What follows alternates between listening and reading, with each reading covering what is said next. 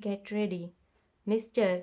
Vice Chairman, Sir, I welcome the budget proposals for the year 1982-83, which are all comprehensive and which embrace most of the development plans that we have envisaged for the establishment of a socialistic society in this country.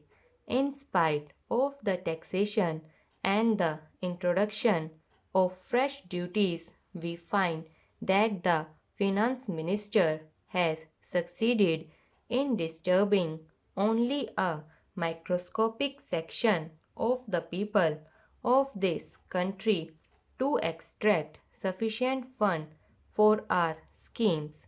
The finance minister has also succeeded in finding funds for almost all the development plans of this country, which will add to our good. While we discuss the general aspect of the budget, we will have to consider the activities of most of the sections that are now covered in the budget, even through the provisions are there.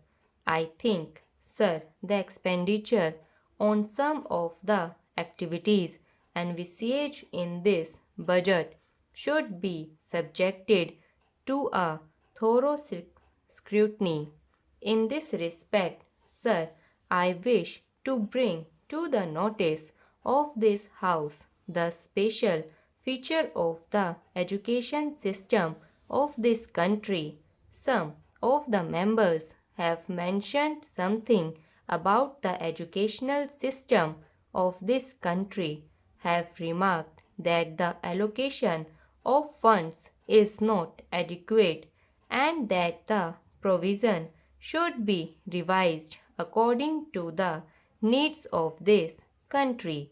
As the honorable member was speaking in Hindi, I did not thoroughly understand what he meant, but still, sir, the educational system has created a sort of confusion in our country over the last 15 years, and every now and then we had been changing the scheme and plans for educating our children, and various states have adopted different schemes which have actually created a feeling of disintegration among the people of this country.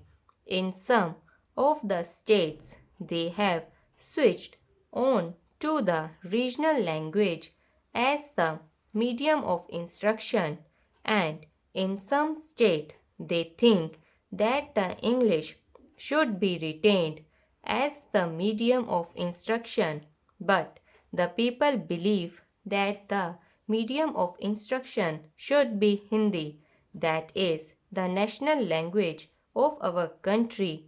But, sir, the time is not yet ripe for us to switch on to Hindi. So, as and when we find it feasible, we may switch on to our national language. But till that time, we will keep English as the medium of instruction in all educational institutions. Sir, the other day, the University Grant Commission submitted a report wherein they have mentioned that English should be the medium of instruction, at least in the colleges. Sir, it is my opinion that English should be retained in this country for years to come, till we find that we could translate all the essential books on science and technology, etc., into Hindi, which should be able to help us in educating our boys, especially in the technical institutions, through Hindi as a medium. Here, sir, some of the members have pointed out with regard to the introduction different types of education in some state or in some part of this country, we find that a majority of the children of our country are educated in the basic system, which brings out, as far as I know, second class citizens in this country who are to be governed by the boys who are sent to the public schools. Most of the children of the haves are sent to the public schools and they are imparted expert training, and when they come out they are definitely superior to those boys who undergo this basic system of education. If this basic education is considered to be the best for the development of our country in the socialistic way, we will have somehow or other to find some better means of imparting education whereby they will be able to compete with students who are now undergoing training in the public schools. Unless we do it, we will be creating, as I previously mentioned, a second class of citizen in this country.